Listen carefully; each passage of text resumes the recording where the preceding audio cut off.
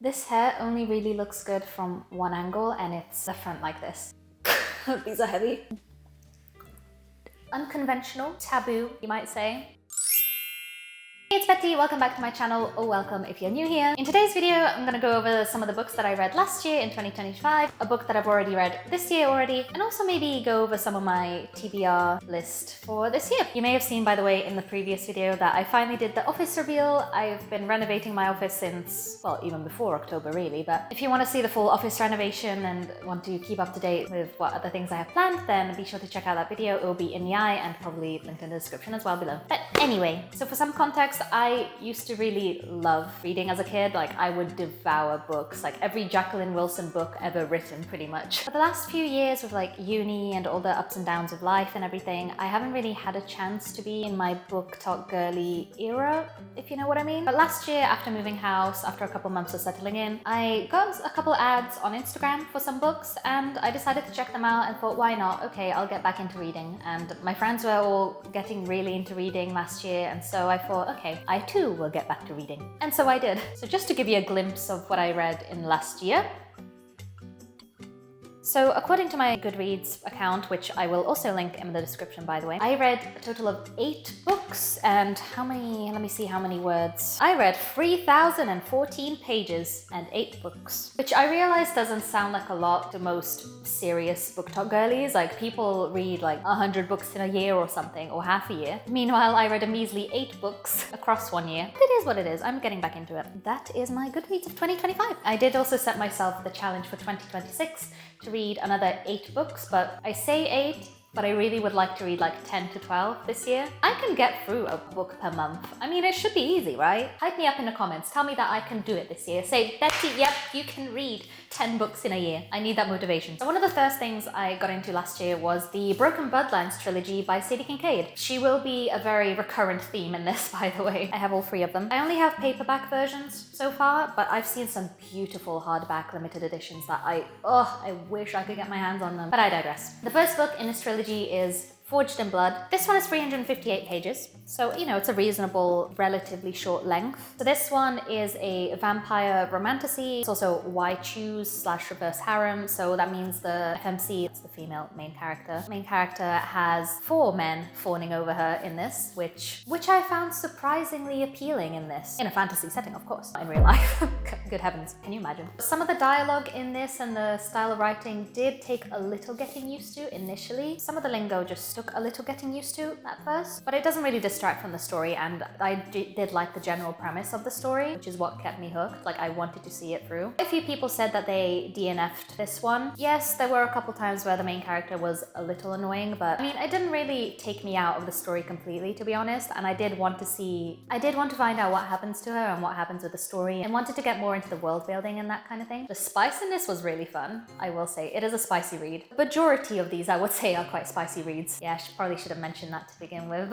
And there's varying levels of spice, and I will get into that with the reviews. Although there is one particular spice scene in this. Look, it's a vampire romance. What do vampires drink? Blood. There is one scene that's a bit more unconventional, taboo, you might say. So for those that are a bit more squeamish perhaps, or, you know, maybe not for the faint of heart, but I digress. Sequel book, Promised in Blood. I could not put this down. This one I really like. It really expands on the world building and fleshes out the characters and the lore, the history. This one I really enjoyed. So it was really worth persevering through the first book to get into this one. This one has a lot of elements of a slow burn. Like, there's a lot of tension and edging where basically for the first half of the book, the FMC needs to remain celibate. So there's a lot of like tension and build up and fun with that part, if you're into that kind of thing. And also the stakes in this are much higher with the story, and the ending, the cliffhanger, oh my goodness, I was raging. I'm not someone who enjoys cliffhangers, really. They tend to piss me off more than anything, so bear that in mind. In the third book,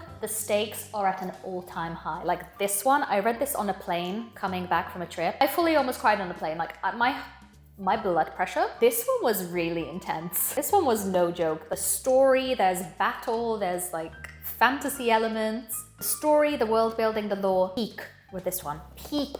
And then when you finally get to all the spice as well, amazing, worth the wait. There's a lot of spice, like one after another in in this one. Also, dragons. There's dragons in this too. So if you like vampires, dragons, spellcasting, witches, ancient lore, then I would highly recommend this series. I could definitely envision like HBO doing something and making something out of this. The next set of books that I read were part of the Manhattan Ruthless series, again by Sadie Kincaid. So the first one in the series is Broken. This one is like 370-ish pages, if I remember. I did really enjoy this one. Like, it was pretty emotional. The FMC and the MMC had quite a troubled start to their relationship. This is a billionaire romance, by the way, so this is not a supernatural one. This is set in a regular modern world. The relationship between the FMC and the MMC starts off quite tricky, quite complicated. It's like a fake marriage. It's a fake arranged marriage. It is quite an emotional read at various points with the family history of the FMC. And there were various times where it did like almost make me tear up a little bit. It's another fun, spicy read. It's not as outrageously spicy as the Broken Bloodlines trilogy, of course, because it is just two main characters, heterosexual, just them together basically. But it's still nice, it's still fun, and seeing how their complicated relationship evolved throughout the book was interesting. Although there were near the end /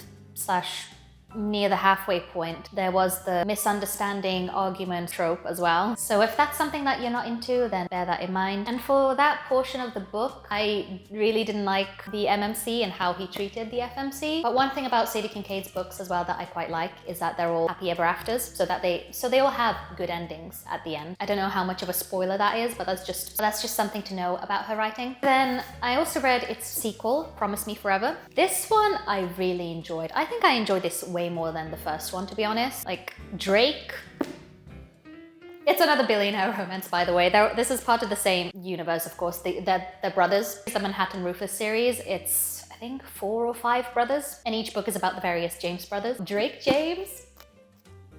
I really liked the coupling in this one because, again, it is sentimental, but not as tragically sentimental as the first book. A bit more digestible, I guess you could say. I am not a tough love kind of girl. Like, I am someone that likes being soft and being cared for. So if you're into that as well, if you're more of an encouragement kind of love language person, then I would highly recommend this one. So this one doesn't have the fake marriage, arranged marriage trope. This one is a dating your boss kind of romance. So boss/secretary romance, forbidden romance kind of story. Yeah, I really enjoyed this one. I kept thinking about rereading this and just wishing that I could reread this. And so many of these books that I read last year, I wish I could reread for the first time again. So here I am recommending it to all of you, so you can have that first experience too, if you haven't already. Speaking of things you may not have done already, I noticed that a great percentage of my viewers are not subscribed to my channel. So if you could take a couple seconds just to press the subscribe button and click the little bell icon to be notified when I upload, that would be greatly appreciated. Back to the smut. And then I had to wait for Halloween for this next book to come out. It was worth the wait, I would say. This was Cursebound, again by Sadie Kincaid. Look how beautiful this cover is. I mean, hello.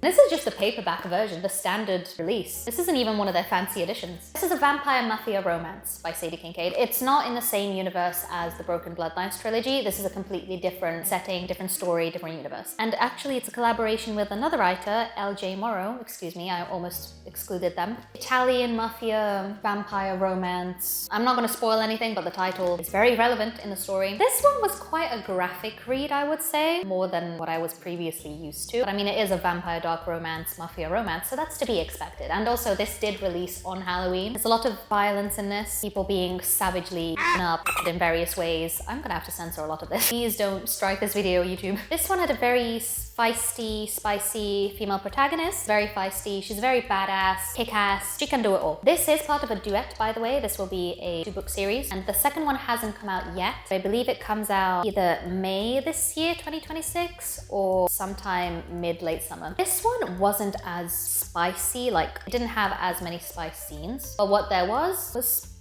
quite intense. Yeah, there are also, I believe, some trigger warnings for this. You can look up the trigger warnings in this, and I think the first page does have a list of them. There is a content warning page in the beginning, just So you know, you can check that out as well if you're unsure or if there's anything that you'd like to avoid. Yes, that's Cursebound. And then this next book is actually quite exciting because I got an ARC copy of this, so an advanced reader copy, basically early access digitally. Because I actually became a part of Sadie Kincaid's official streak team on Facebook, which is quite fun and exciting. It was a really cool opportunity, so I couldn't resist. So I actually got the digital copy of this. This is My First Mistake by Sadie Kincaid, and it's a standalone holiday romance, and I got a digital ARC of this, which I read through in like 2 or 3 days, I think. I could have read it faster, but because I was traveling and I was reading like on a train, on a plane, intermittently, I couldn't finish it as fast as I could have or would have liked to, because it's only like 200 and... how many pages is this? This is only 278 pages, so it is a very quick, easy read. You could easily power through this in like 1 day, 1 night, maybe 2. And I could have, but circumstances, I couldn't. I really enjoyed this one. Like, I'm not someone that typically watches cheesy holiday Hallmark movies very often, because there's just so many and a lot of them are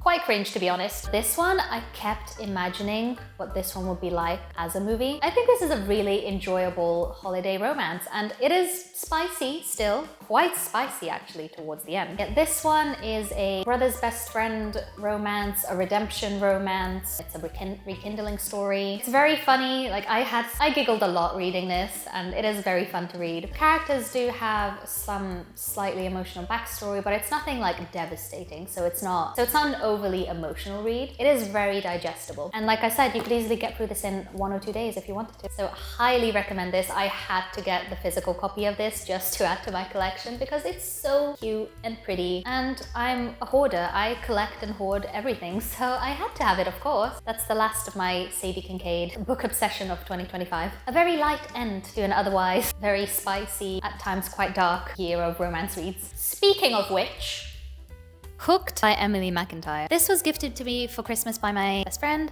This is very typical dark romance. This is a modern AU retelling of Peter Pan, well, the Peter Pan universe, but it's the story of Captain Hook. Love a good villain origin backstory. This is again part of a series. It's the Never After series by Emily McIntyre. So there's Scarred, Wretched, Hexed, Twisted, and Crossed. I enjoyed this one actually. It was very well written and I liked it. I liked the dual POV. It really it hooked you in, you might say. I'm sorry. So in this version of the story, James Hook, who is Captain Hook as we know, tries to seduce his rival Peter Michaels' daughter, Wendy Michaels. Like I said, it is a retelling. It's like a modern alternative of the story. Some of the tropes: virgin FMC, forbidden romance, dark romance, slight age gap. It wasn't really anything that crazy for me. Like, for me, when I hear about an age gap romance, I'm thinking like at least 15, 20 years, if not more. So take it that way, Will. I think the age gap in this was like 6 years, so they're normal, and the characters are in their 20s, so that's fine. I enjoyed this one. I think I gave this like a 4 out of 5 stars. Just, there were parts of the story that had me like on the edge of my seat, and it was quite intense, and I didn't like the MMC that much. He is a villain, and so he's not 100% redeemable 100% of the time. Yes, it does have a good ending. I will say that. I won't spoil too much. And I enjoyed it. There were a few times where the FMC was kind of annoying, a little dumb, a little naive, but I mean, considering her circumstances, you can't always really blame her. That's all I'm gonna say. And that was my final read of 2025. Now it is 2026. New year, new books, new stories, and new characters to fall in love with. It is around mid-January, and I've already finished one hefty book. So my first book of the year of 2026 was Star Fallen by Fern Cole. This one, when I tell you I could not put this book down. At first, like the formatting of the text and like the size of the font kind of threw me off a little bit. It wasn't what I'm normally used to. So it took me a little bit to get into it and be immersed in it because of just the editing of this. But I mean, that's a very minor thing. I mean, you can easily overlook that. This story was so addictive. Like, my boyfriend was making fun of me and laughing at me like, wow, you're really hooked on this. And I really was. I mean, this one is like a blend of The Hunger Games, not anything specific. It's very intense. It's very adventurous. There's a lot of action in this. It's a very thrilling story, and it just really keeps you hooked. And I really enjoyed it. There's a lot at stake. It's very high stakes, and there's some good twists in there. Some very interesting plot twist that I didn't even see coming, by the way. The FMC isn't the usual swashbuckling, badass bitch kind of character. She actually starts off as very depressed, very down, but also as someone that has basically nothing to lose. So she's willing to sacrifice it all and go all the way to achieve her goals. By the end of the book, she really does have a lot of growth, and I love her character arc, and she really does, you know, find a reason to live, find reasons to keep going and keep fighting, and just really grow strong. And I just really like her character arc, and I love the banter between her and her romantic partner in this. It's just, there were times where I was so giddy. It's also a slow burn, and it is very, it had me hot under the collar.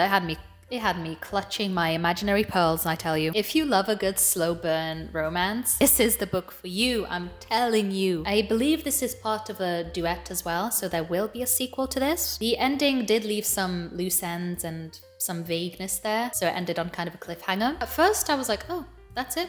That's the end? Okay. But then I remembered, yeah, there's also going to be a second book, so it makes sense that they didn't fully neatly wrap up everything at the end. But overall, I really greatly enjoyed this. This is 10 out of 10, 5 stars out of 5 stars. Spice levels, it's not frequent, but what there is good. It's not anything like super wild and kinky, but it's very nice. I enjoyed it. And that is my current stack. I have my notes for 2026. Excuse the handwriting, by the way. So let me give you a little sample, a little tease or something of my 2026 TBR list. So I've already read Starfallen, and I did just place yesterday an order on Amazon for like 3 more books. So those are the first 3 that I'm going to read. Since last year, I read 8 books in total. I want to read another 8, possibly 10 or more if I can this year. So I've written down here 8 books for this year that I would like to read. First one, of course, I've already read. I just showed you that one, that was Starfallen. So the next few books that I'm looking forward to this year are A Hunt So Wild and Cruel by Rebecca F. Kinney, or Kenny, excuse me, I'm not sure how to pronounce it. Sorry if I'm butchering it, let me know in the comments. Savage Deal by Ella Jade, which is part of a duet, I believe. But first, I'd like to read the first one, just so I know whether to get the second one or not. Then we have Chilled and Thrilled by Cleo White, which is a more wintry, cozy kind of read from what I gathered. Then we have some unreleased ones that will be coming out throughout this year. The Auction by Sadie Kincaid, which I'm really looking forward to. I believe that comes out in April, mid-April, so I will be ordering that as soon as it comes out. The cover for it just looks really pretty as well. I did not get an ARC of that one, unfortunately, but I do prefer a good physical book anyway, just so I can have it for my collection. The next book is the sequel to Cursebound, Unbound by Sadie Kincaid. That's the one that comes out, I believe, in May, late May, I think, this year. Then we have King of War by Sadie Kincaid, which comes out in late July. And again, that will be a new series or a new duology, I think, a new duet. I'm not sure when the sequel for that comes out because the first one hasn't come out yet, but I'm looking forward to this one this summer as well. So there we have it. That's my 8 books for this year. And then of course on my Goodreads to be read list, I still have a great many number of other books that I'd like to read as well. These are just the ones that I would like to get out of the way first. This is the first 8 that I would like to read this year, and then if I can read more than 8 in a year, then I will, and I will do another updated video like this if you enjoy this one. So there you have it, guys. Those are all the books that I read last year in 2025 and all the books that I've read and will read in 2026. If you have any other recommendations, do let me know in the comments. If you've read any of the ones that I've read, tell me what you think of them, anything that you like or dislike or agree or disagree with in my reviews, and let me know if you want to see something like this again, if this should be like a recurring series, like a book club series or maybe a series of shorts. Be sure to thumbs up this video if you enjoyed, and don't forget to click subscribe and click the little bell so that you're notified whenever I upload next. Thank you so much for watching if you stuck around until the end again, and I will see you in the next one. Bye!